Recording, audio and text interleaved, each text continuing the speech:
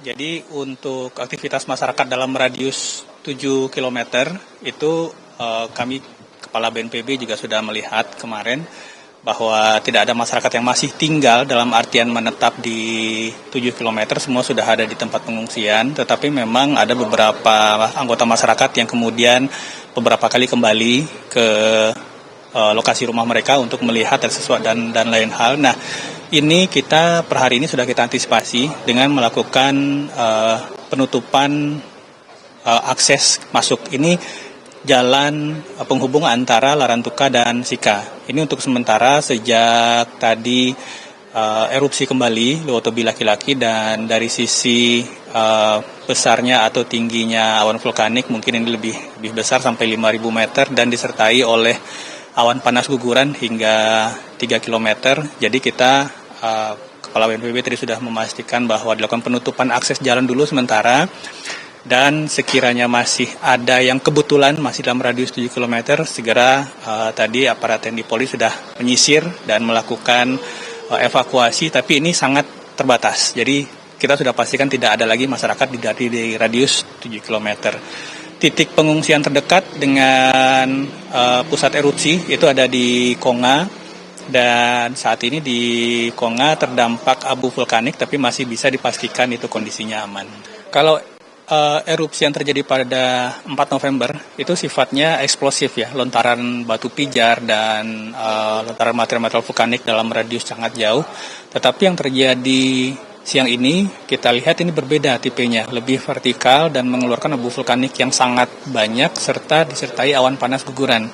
Nah, ini harus kita waspadai terutama untuk awan panas guguran. Kami juga mendengar kabar bahwa pos pantau pengamatan juga sudah melakukan evakuasi saat ini karena untuk mewaspadai awan panas guguran. Jadi berbeda tipe letusan dari yang 4 November. Dengan adanya awan panas guguran, kemudian ketebalan abu vulkanik yang cukup besar di pagi ini, sekali lagi tadi sudah disampaikan bahwa kita berkoordinasi intensif dengan BMKG. Ada dua opsi sebenarnya, apakah hujannya kita turunkan sekalian dengan catatan masyarakat sudah diungsikan, atau hujannya kita arahkan ke tempat lain supaya tidak turun hujan dulu di sekitar kawah. Dua opsi ini masih kita kaji dan koordinasi dengan BMKG. Yang pasti prinsip utama yang harus kita pahami adalah bencana adalah peristiwa yang berulang, ya. Tetapi periode ulangnya memang bervariasi. Nah, ini yang terkadang ketika periode ulangnya lewat satu generasi ini terlupakan, sehingga daerah-daerah dulunya mungkin terdampak sekarang sudah mulai dihuni kembali.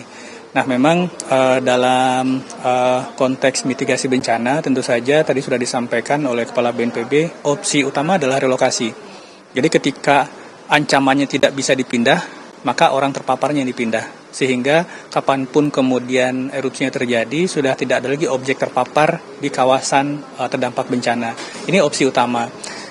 Dan ini tentu saja akan segera dilakukan, tadi paralel dengan penyusunan peta rawan bencana dan seterusnya, tetapi tidak akan menunggu satu selesai baru berikutnya dilakukan, karena pada prinsipnya kita sudah paham daerah-daerah terdampak bencananya, dan pemetaan via udara juga akan segera kita lakukan. Jadi ini akan berjalan paralel dalam waktu kita harapkan 2-3 minggu ke depan itu sudah ada kepastian tentang lokasi dan jumlah kakak yang akan direlokasi. Pak Am, izin kita konfirmasi kembali untuk jumlah korban meninggal berapa, korban luka-luka kritis, atau mungkin ada korban yang terkena ispa akibat abu vulkanik, bisa dijelaskan Pak? Untuk korban jiwa itu di data BNPB 9 orang, itu ada 8 dewasa dan 1 anak-anak. Ini tidak bertambah. Kemudian ada 1 korban kritis yang kemarin kita laporkan kritis sudah dalam fase penyembuhan. Korban luka yang 31 orang, saat ini yang masih dirawat di rumah sakit tinggal 4 orang, dan itu juga segera bisa rawat jalan.